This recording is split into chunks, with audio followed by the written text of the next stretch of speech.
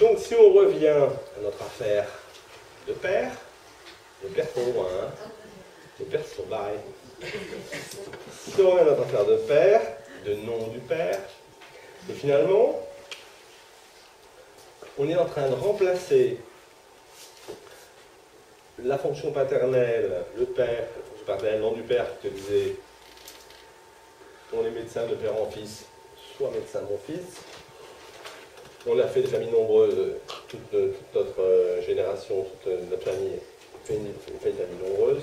On croit en Dieu, va voir le curé. Donc, toutes ces grandes choses, on est en train de les remplacer par le symptôme. C'est finalement, alors je ne vais pas dire par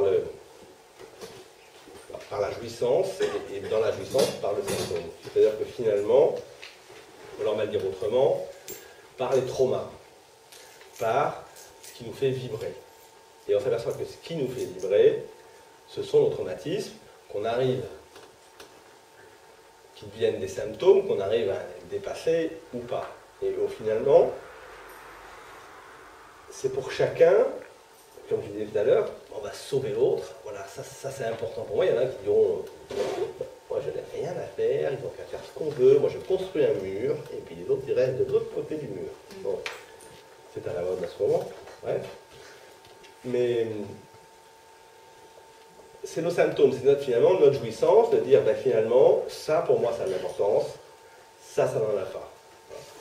Et dans cette chose de dire ça a de l'importance, mais je le répète sans arrêt, je passe ma vie à l'hôpital à me soigner, ou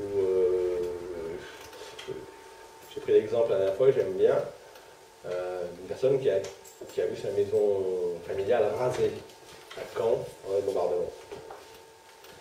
Maison familiale rasée. Ah, puis elle a vu un petit arbre là, ah ben une racine calcinée, elle a dit ah, ben ça c'était le marronnier qui était là, ben, voilà, tout beau et tout.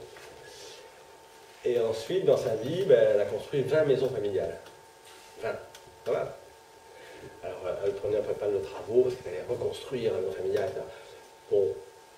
En fait, sa jouissance, c'était le fantasme de retrouver sa maison familiale qui était détruite une fois pour toutes et à jamais. Donc, ça lui a fait un tel trauma qu'elle voulait retrouver cette maison familiale perdue. Ce qu'elle n'arrivera jamais. Donc, elle peut en construire une, et puis quand elle l'a construit, elle dit c'est bien, mais c'est pas ça. C'est pas ça.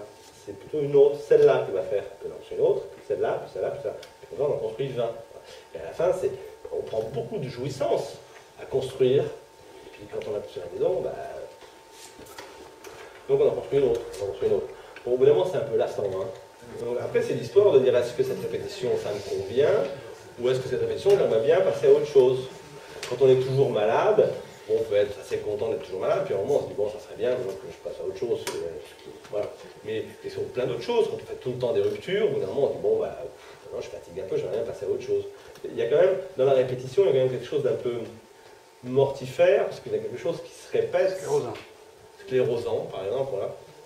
Et qui fait qu'on ne peut pas aller plus loin. Alors au bout d'un moment, souvent, moi je prenais les abandonniques hein, pour dire que au bout d'un moment, les abandonniques ne rencontraient plus personne. Comme ils savaient que c'était quoi l'échec, mais ils n'y allaient plus. Voilà. Bon, je laisse tomber ce côté-là. Et je ne passe pas à autre chose, malheureusement. C'est quand même ça qui est important. Donc je fais des choses qui sont moins importantes dans ma vie. Comme par exemple, m'investir dans le travail, ou des choses comme ça. Enfin.